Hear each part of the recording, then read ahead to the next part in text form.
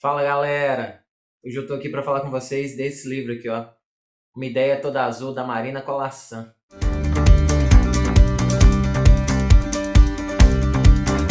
Esse livro aqui é um livro escrito em 1979, é um livro infanto-juvenil com 10 contos, um livro bem sucinto, bem pequeno, mas com 10 histórias assim poderosíssimas, espetaculares.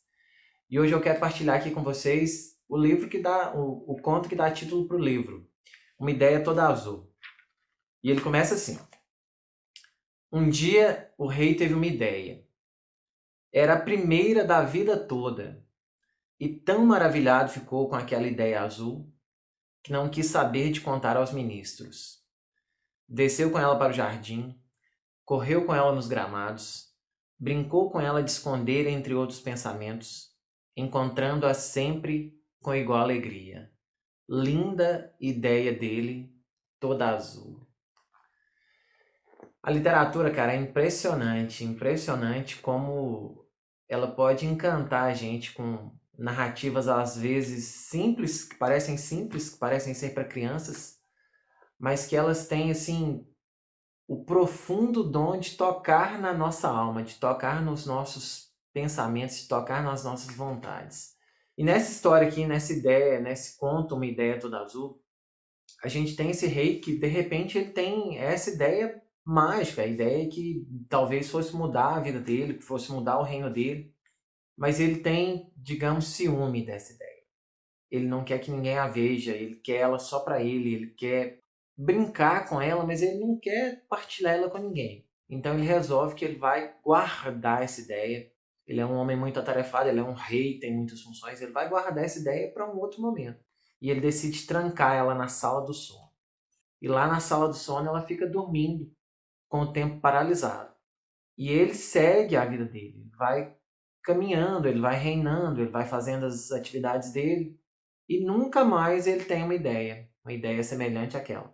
E o tempo passa do lado de fora da sala do sono e dentro da sala do sono, onde a ideia está trancada, ela fica lá, intacta, jovem, linda, azul como sempre foi. E a velhice chega para o rei, ele sai do trono e resolve ir atrás daquela ideia, aquela ideia da juventude que era tão maravilhosa. E ao vê-la, ao retornar para ela, ele percebe que aquela ideia toda azul, toda linda, já não tinha mais o mesmo brilho de antes, já não tinha mais a mesma graça de antes. E ele já não tem mais o mesmo desejo de brincar com ela como ele brincava antes. O tempo passou para ele e o tempo não passou para a ideia linda toda azul. Então o rei ali ao lado daquela ideia, presa na sala do sono, intacta como ela era quando ele teve ela pela primeira vez, e ele já é um homem velho, sem vontade alguma de brincar com ela, ele olha para ela e sente a maior tristeza do mundo e chora as duas últimas lágrimas que ele tinha guardado para essa maior tristeza do mundo. Eu fico imaginando que essa talvez seja a sina de muitas pessoas que às vezes têm uma ideia mirabolante que pode mudar a vida delas, a vida de muitas pessoas e talvez seja uma ideia que vai realizar um sonho, que vai torná-las mais felizes. Mas a pessoa fica ali esperando o momento oportuno, fica ali deixando aquela ideia parada para quando ele tiver condições de lidar com ela com tempo, com zelo, com gosto, com qualidade talvez. E o tempo passa e a hora que você retoma aquela ideia, ela já não é mais a mesma, ou você não é mais o mesmo enquanto ela ainda é. E para você resta a tristeza de ver que o tempo correu e você não aproveitou os momentos que poderia ter tido, e só te resta chorar por essa ideia que ficou parada no tempo, enquanto você seguiu adiante. Então eu te recomendo que leia essa história que tem na internet, aí você vai conseguir achar facilmente essa história da Marina Colaçan.